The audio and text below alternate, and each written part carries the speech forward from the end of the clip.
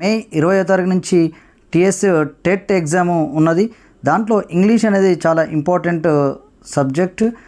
So ఈ English paper 1 and 2 వాళ్ళకి కూడా ఇంగ్లీష్ అయితే కంపల్సరీగా ఉంటుంది. ఇందులో సిలబస్ వచ్చేసి parts of speech, tense, voice, prepositions, articles, degrees of comparison, clauses, verb, adverb, conjunction, direct and indirect speech, questions and question tags, simple, compound and complex sentences, phrases, uses of phrases, phrasal verbs, idioms and phrases, composition, precise writing, comprehension, vocabulary, antonyms, synonyms, one word substitutes, spelling, list of words commonly misspelled, close the test, common errors, and after pedagogy వచ్చేసి aspects of English, objectives of teaching English, phonetics, transcription, development of language skills, approaches, methods, techniques of teaching English, teaching of structures and vocabulary, teaching learning material, lesson planning, curriculum and textbooks, importance and its need, evolution in English language.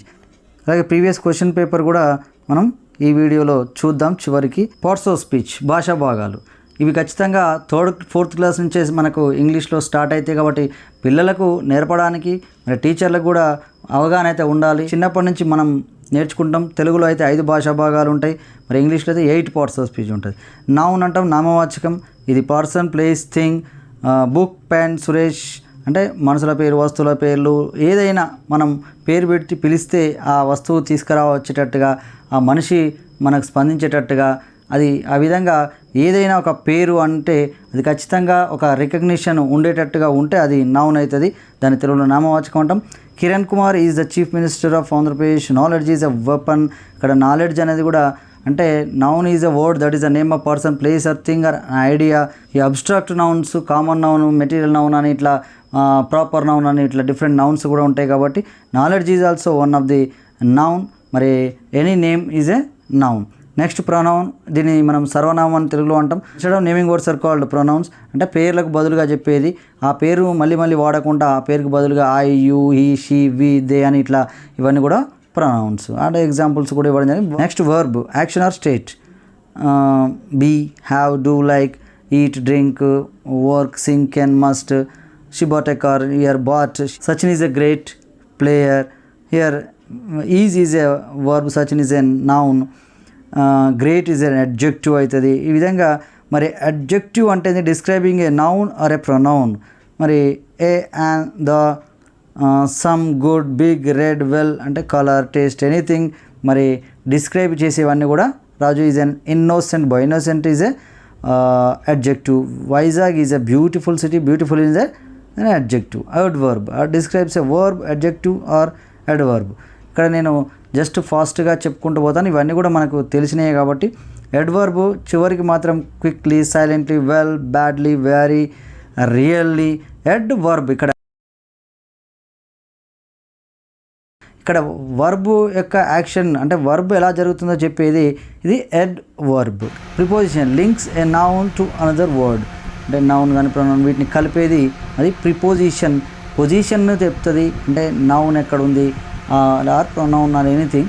మొత్తం మీద ఈ position చెప్పేది మాత్రం ఇది preposition. To, at, after, on, with, by. He was born in a village. In is a preposition. I am afraid of dogs. ఇక్కడ afraid of is a preposition. Conjunction joints clauses or sentences or words. And, but అంటే జంక్షన్లోనే మామూలు గుర్తుపెట్టుకోవాలి. Junction అంటే మనకు తెలుసు కొన్ని రోడ్లు కలిసే చోటు జంక్షన్ అంటూ. అండ్ జంక్షన్ అంటే కూడా మరి కొన్ని వర్డ్స్ని కానీ సెంటెన్స్ని కానీ కలిపేది కంజంక్షన్. ఇంటర్జెక్షన్ ఇది మామూలుగా అవ్యయము అని తెలుగులో కూడా అంటాం. ఇక్కడ ఓన్లీ ఫీలింగ్స్. మరి short exclamation sometimes inserted into a sentence. మరి కొన్ని ఫీలింగ్స్ను మనం హూ, వావ్ ఇవన్నీ కూడా, హుర్రే, హూచ్, లాస్, వావ్ ఇవన్నీ కూడా మనం ouch, that hurts, hi, how are you, hi, well, I don't know ఇవన్నీ కూడా మరి ఇంటర్జెక్షన్. ఇక్కడ స్పీచ్ మామూలుగా పార్ట్స్ ఆఫ్ స్పీచ్ అంటే ఇక్కడ తెలుగులో డిస్క్రిప్షన్ కూడా ఇవ్వడం జరిగింది. స్పీచ్ అనగా భాష యొక్క ముఖ్య ప్రయోజనము మన మనసులోని భావంలోని మాటల్లో కానీ రాతల్లో కానీ ఇతరులకు చెప్పగలడం, ఈ విధంగా మనం మాట్లాడుతున్నప్పుడు కానీ రాయినప్పుడు కానీ మన భావనలు వాక్యాల్లో చెప్తాం కాబట్టి sentence is the unit of thought. వాక్యములు మాటలతో ఏర్పడతాయి కాబట్టి ఒక వాక్యంలో అవి చేయి పనును బట్టి మాటలను 8 రకాలుగా విభజించారు. వీటిని పార్ట్స్ ఆఫ్ స్పీచ్ అంటాం. దానిలో noun, pronoun, verb, adjective word, verb, preposition, conjunction, interjection అని మనం ఈ విధంగా చెప్తాం. ఇక్కడ నౌన్ అంటే ఆల్రెడీ మనం ఇంతకుముందే డిస్కషన్ చేసుకోవడం జరిగింది. Noun is the name of word, place, thing or an idea అని.